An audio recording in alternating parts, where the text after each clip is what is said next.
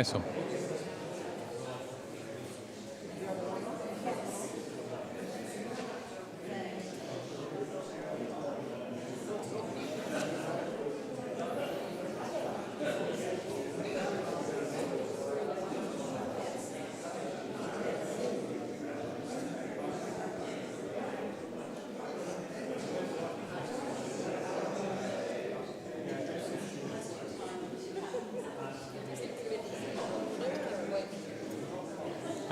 And Jen.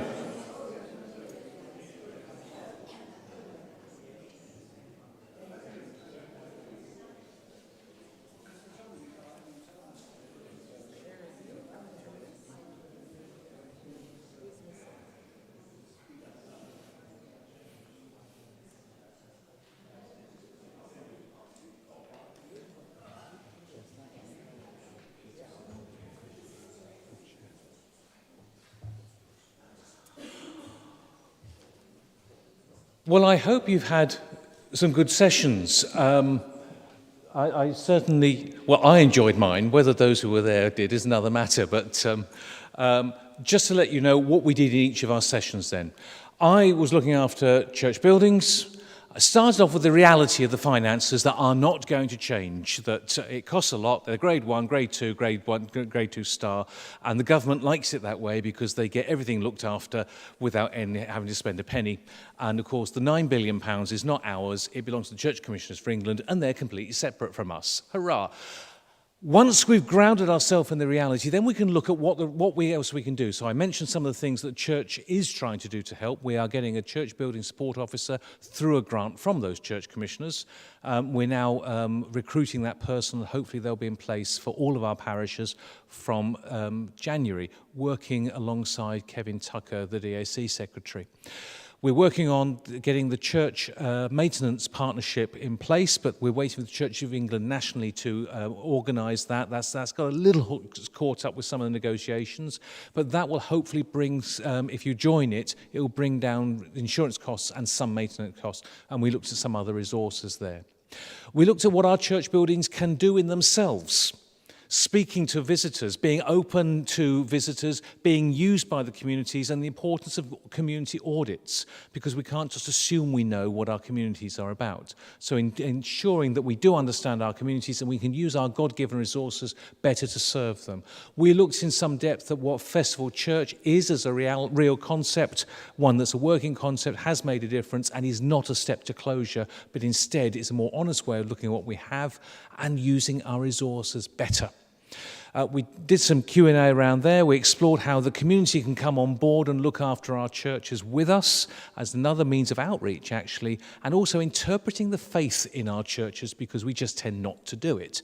And then we also touched on some elements of what new Christian communities could look like. And the guidance is easy. New Christian community is all you really need to know. And then we ran out of time because I was in full burble mode.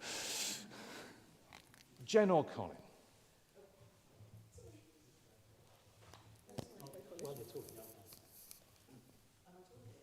So we were looking at carbon net zero. We started by reminding ourselves why we're trying to get to carbon net zero by 2030.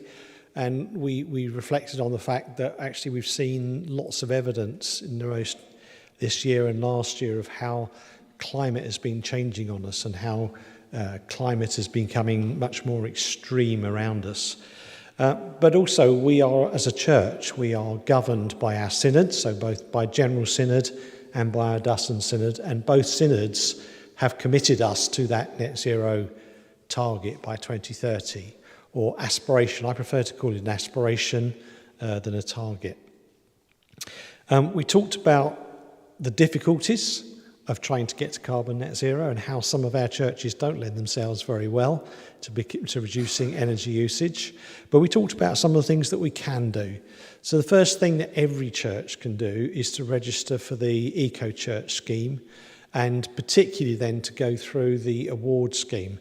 So they'll ask you, asks you all kinds of questions about how you might look after the environment, whether your vicar ever talks from the pulpit about concerns for the environment, whether you ever sing any songs that talk about creation, a whole raft of things, as well as looking at how you use energy and can reduce that usage. We talked about the importance of encouraging every church to complete the energy footprint tool. So about half of our churches are now completing the energy footprint tool, but it's a national tool that every year we can gather the data of what energy we're using, which then gives us an accurate assumption, an accurate estimate of how much energy we're using. We want to get those other half inputting that data as well. That would be really helpful. We talked about possibly getting an energy audit done through the parish buying scheme, which might give you then a number of suggestions on how you might reduce carbon and an idea of what it would cost you to actually put that solution in place, and then how that might save you money over the following years. We talked about encouraging every church to put in LED lighting. Again, often that will pay for itself over a number of years. A lot of churches have already done it. I'm told we're nearly there in this church, which is fantastic. And then we're going to be looking at the top 20% of energy users across our churches, and working with those to try to reduce energy and come up with plans to decarbonise. Because someone's worked out that 20% of the churches use 80% of the energy. And it'll mainly typically be those that are used during the week, as well as community assets, as well as on Sundays. So if you're one of the top 20% of churches, we're going to be wanting to engage with you in helping you to develop that heat decarbonisation plan particularly. And also to think about our work-related travel, how we get around when we're doing it on business. And just to leave you with a thought, the only thing I can assure you is if we don't start, we won't get there. So we have to start the journey. However difficult the journey is, we have to make some steps in the right direction. But I think it's absolutely fantastic that the Church of England is taking a lead on this, particularly in the week when the government seems to be perhaps taking a slight backward step on it. It's great that the Church of England is showing some leadership.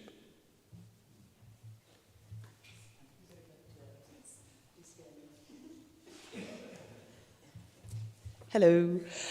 So over in the children and young families corner, what we talked about was generous hospitality. So how we can engage with our families, children and young people within our communities by considering what their needs are and how we can meet them where they are at. So we talked about small changes to begin with, because I think some people are often quite nervous about trying to change everything to encompass things for families, children and young people. And it doesn't need to be like that. You don't want to move away from the integrity of your church and your traditions and things like that. So it's very much looking at what is needed within your community, because my community that I live in will have very different needs from various other communities that are represented here.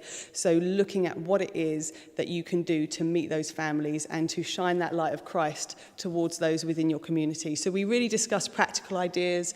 We discussed a couple of lived examples. And then we talked about how you can connect with young people and families through connecting with your local schools as well, and how bringing yourselves to the schools and working with them and sharing resources is also very helpful. And I'm just making sure that I haven't missed anything. I think also what we essentially said is focusing on that relational element. Don't think that children and youth work and ministry is all about being cool and kind of like entertainment driven. It's not that at all. It's about integrity, and it's about being genuine with young people and with families and showing them that they have a place in our communities, that we are part of their community as well, and it's about embracing those around us just as Christ would. So that's essentially what we talked about. So I'm just going to stop.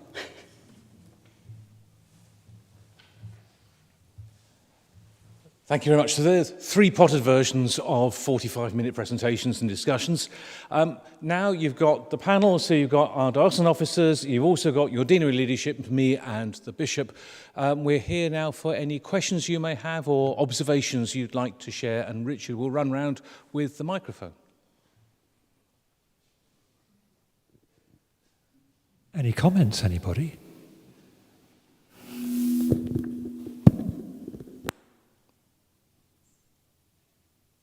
do not want your bishop leaving with the impression that you are shy. There's a hand at the back, I think. Have you switched your microphone on? No. Mine is definitely on. I can see a red light. Okay. It was on. I'm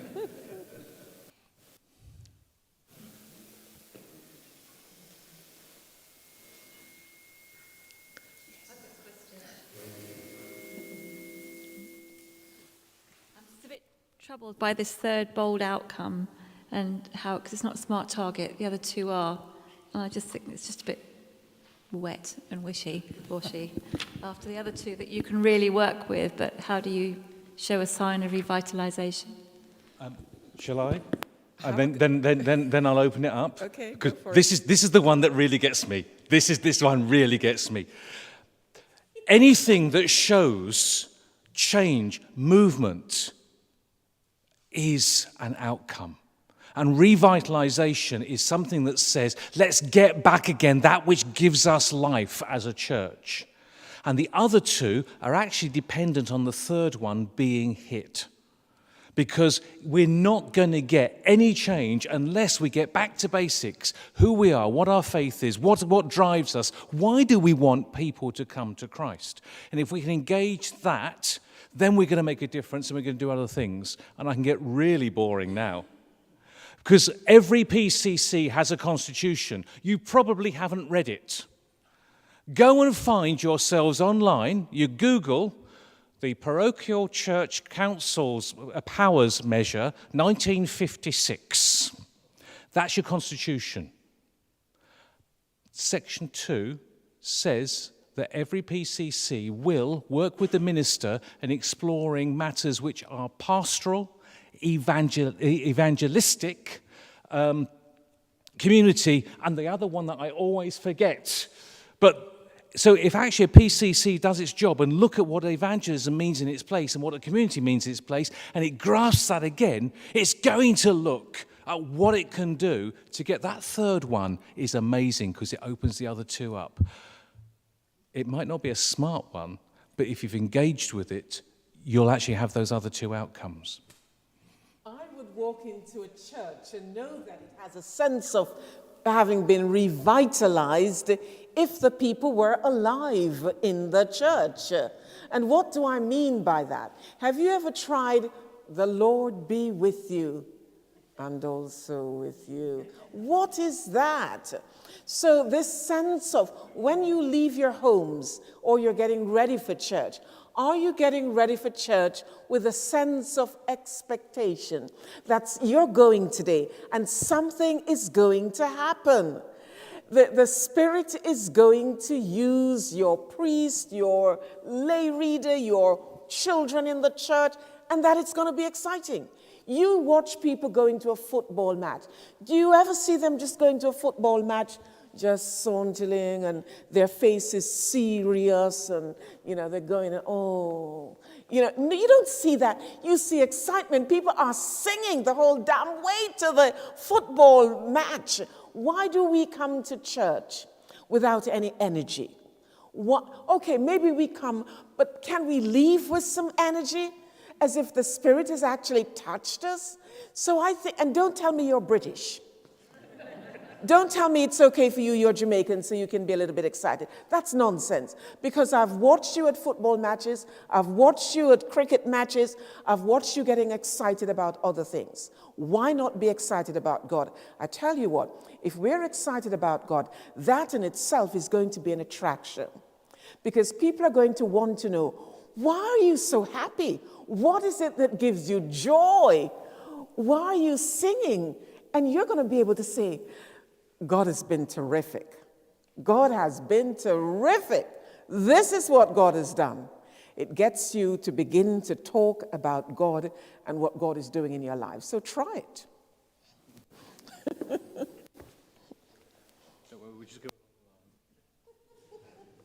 Never try and follow the bishop. But as a measurement guy, I understand the question. So in coming up with we decided these are the right bold outcomes. We then thought long and hard about how we might measure them. And it is the hardest of the three to measure. What we have proposed is there will be and it's only a proposal at the moment, there'll be a basket of measures. But we want to measure some overall things about, are we growing as a diocese, as a deanery, as a benefice, as a parish?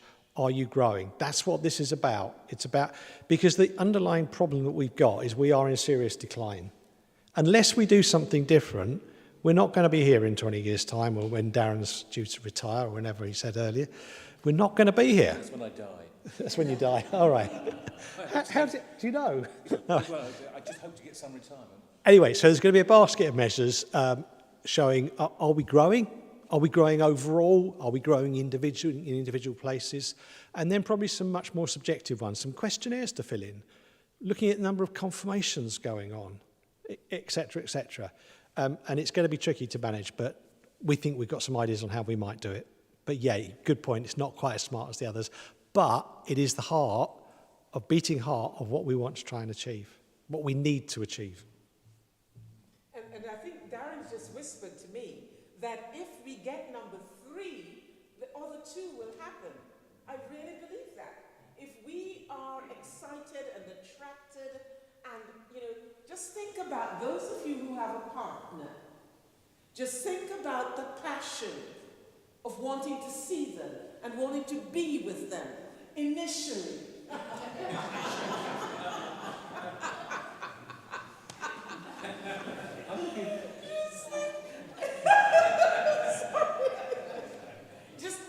Seriously, that's the desire that we need to come to the house of God with. Well, no, I mean, what I was going to say has already been said about the nature of the other 2 bold outcomes. By their very nature, feed into the revitalisation as well. And and absolutely approaching church with that enthusiasm and that zeal and that zest is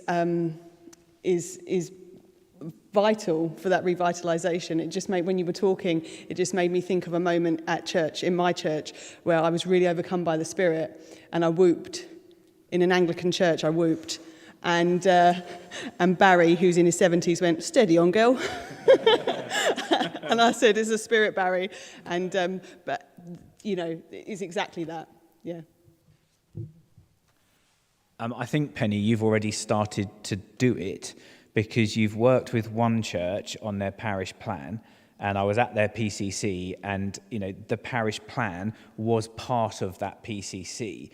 You've already sent out a kind of the blank format for a parish plan, and I was at another church's PCC, and they have really worked hard on their parish plan, and revitalisation is there. But you've also worked with some of our intercessors to enable them to lead intercessions a little bit more confidently. So I think although you seem quite worried about the 3rd bold outcome, you're actually working it in your ministry. You're actually working it. So, I think you're kind of embracing it quite well without maybe understanding it. I was just going to add one last thing from here, and then we'll go there to you, Lindsay. The other thing that we haven't said about what revitalisation might mean, getting new life, getting life again, is letting go. If you have life in your garden, it's because you've looked after that garden and sometimes taken out something that is a drain or no longer working.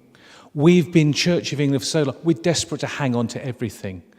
But actually, if you started a youth group in the 1960s and everyone's now in their 50s, it's time to stop that youth group and look at something else, or whatever. So part of actually looking, the signs of what we're doing are signs that we've actually let some things go, as well as we've moved on and gone for new Christian communities and like. There's a reality in that. New life isn't all just new and added. Sometimes it's let things go to make the space for. So they're real things that are part of that. Lindsay.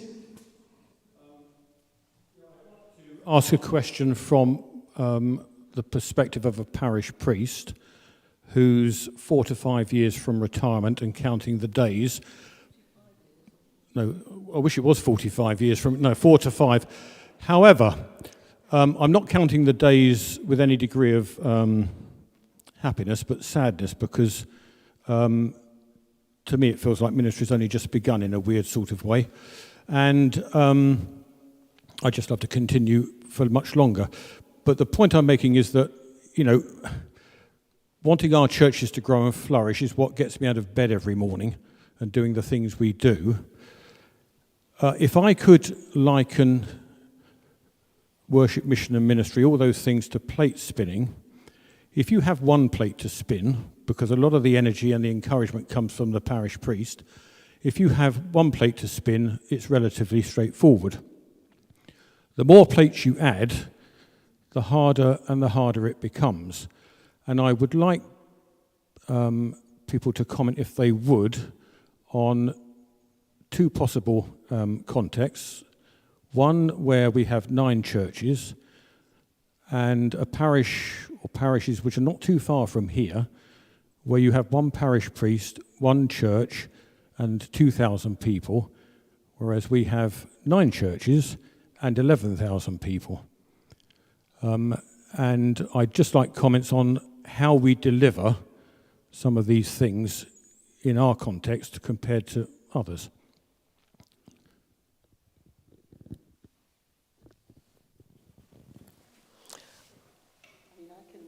If you've got something to say, because otherwise it's me first again, which is boring. I'm happy to. I think you make a really, really good point. Again, sorry to keep speaking from my own experience, but in terms of where I worship, we're a benefice, so I can fully relate to, well, I can't because I'm not the rector, but I can understand where you're coming from, because our rector has a very similar challenge compared to other areas. So all I would say in regards to families, children and youth ministry is, again, looking at where your strengths lie in those areas and utilising those resources and thinking creatively around that, and sharing those resources as best you can. I know that statistically speaking that can be a challenge, but it's not an impossibility. But yeah, I would just say look for the strengths and have those dialogues and those discussions about how sharing resources might be something that you can move forward with. But that's what I would say about children and youth ministry. As well as sharing resources, and perhaps Darren is best equipped to talk about church laws, etc. We can't just change. There has to be consultations. PCCs have got to agree to certain things and changes. But separate from that, if we were to look at how did we get to where we are, where you have X number of churches to one person, the reality is we don't have enough priests, but also we don't have enough finances. Am I right in saying that? To employ more priests. So there's those two contexts that we are in at present. So it makes me ask the question, when did we, and we're here now, so let's talk about us. When did we ever touch someone on the shoulder and said, I think that God might be calling you? Through prayer, when did we ask God, here am I, send me? When did we encourage someone else to offer themselves for service within the church? One of the things that we're exploring at the moment is something called the Dover Pathway, where we're looking for people who are set in their own communities. They're not planning to pick up sticks and go off anywhere else. They probably have a good 10, 15, 20 years of life and living and excitement in them to discern whether they might be prepared for ministry to serve within their localities. So right now, in the next 10 years, maybe 20 years, we're not going to go back to the one stipendiary priest to one church. So we have to work with what we have. And a part of doing that is saying, who might we equip locally in each benefice, in deaneries, to serve the church in an ordained capacity or a licensed lay capacity. I want to tell you that my calling came out of a church where we didn't have a priest every week. And I often say that we were lucky not to have had a priest every week, because what the lay reader did was to incorporate the young people, was to get the young people involved in the life of the church. And it is from that my calling came. But that is a real issue that you have raised, Lindsay, because it means that a few people are working their behinds off, and sometimes with very little support and encouragement collegially. And that is something that we need to address. Do you want to add? I'll add. I can't speak for what I suspect is a place in another deanery not 1,000 miles away. And it's also somebody else's archdeaconry, so I can't say that. What I can say is what the process is in my archdeaconry, and that is we always look honestly at the finances, because what we can't do as a diocese is pay for someone when we haven't got the money to pay for them. That's just stewardship. That's a reality that we're in. Having said that, this archdeaconry does not appear in the diocesan mission and ministry committee minutes that often, because I don't think we've got that much more major reorganisation to do. We've basically limited. I think Romney Marsh is, with its 14 churches, 12 parishes, whatever it is, can't go much further. So I think other places are in different places along this journey, and I can't deny that finance is a reality. I can't deny that. But we are where we are, and we are looking at different things. One of the workshops that's available to Deanery Roadshows is the Reimagining Ministry one. And it's saying, what lay ministries have we lost and we need to regain? Or what new lay ministries are out there that we need to work on? How can we get vocations out there? And how can we respond to those vocations more creatively to what we have done? How can we actually tap those self-supporting, non-stipendiary ministries, lay and ordained, that are out there that we haven't yet grabbed? We used to be the Church of England's leading diocese for non-stipendiary and focal ministry. We've lost that over these last few years, which brings us back to, yes, Lindsay, you've got 9 plates to spin, but who can you spin them with? And how can we, as a diocese, you as parishes, explore that? Apart from anything, and there may be some people that we haven't attracted to church yet, but maybe just 3 years off being a plate spinner with you. I think that's the reality we've got to do. That's part of the change we've got to do. We've got to be more creative in our ministry, which is why we're reimagining it, and who we share that with. Not an instant answer, I'm sorry, but it is an answer that speaks from where we are and where we hope to go to. But it definitely means growing ministry within our benefices as well. And it's not just the vicar's responsibility. All of us have that responsibility to be asking the questions, might God be calling me? Or who amongst us is God calling to serve, and how do we support that? Thank you. Sisters and brothers, we've gone over. We're 3 minutes over from going from wowed silence to getting everybody else to do an impression of me, which is talking too much. If there are any other questions, we can probably take one, because I can push it to 5 minutes, because we've gone to 3. But otherwise, we'll draw it to a close. There's a hand there. Thank you. It's a very simple one, Darren. You talked about a parish audit.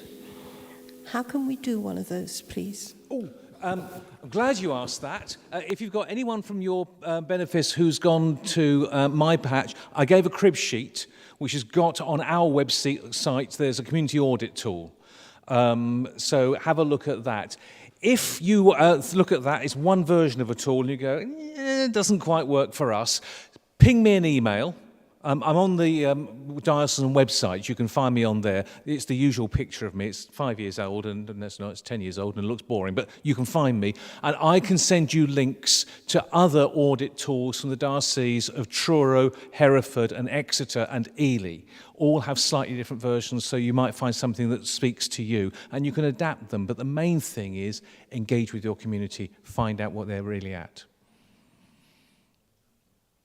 In which case, thank you. As Bishop Rose says, this is a deanery that takes some getting to one end to another. Thank you for making that effort.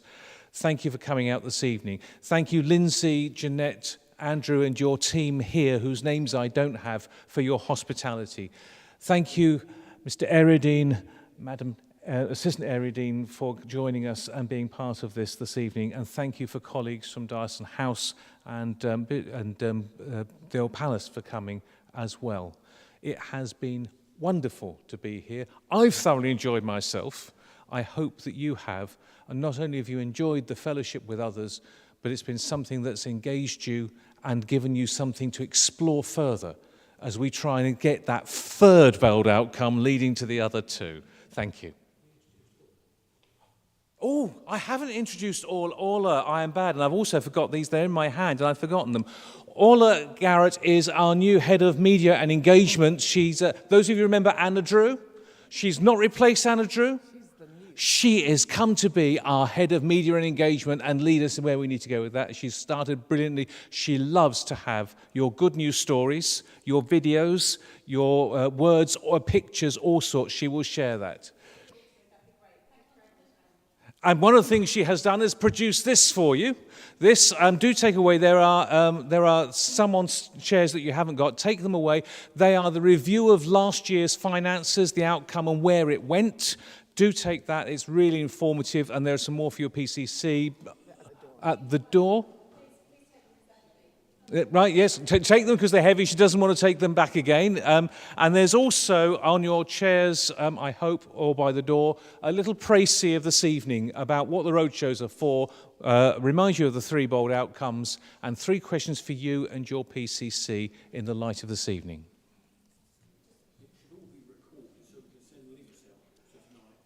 Recorded and links out. My goodness. If I'd have known that, I'd have done exactly the same thing. Bishop. Thank you. Can I also just add my own thanks and appreciation for you all being here this evening. A few months ago, several months ago, I was in the city attending something, and someone in the city, in a very high-powered role in the city, happened to mention to me that she attended a baptism service here. And somehow she got connected onto your Tenterden thing that you send out. And she said, you know, she was singing the praise of it. And I felt so proud. You know, I felt so proud that something terrific was happening that she was benefiting from and was being fed from. So thank you for all that you're doing, all that you will continue to do, and all that is yet to come. Let's pray.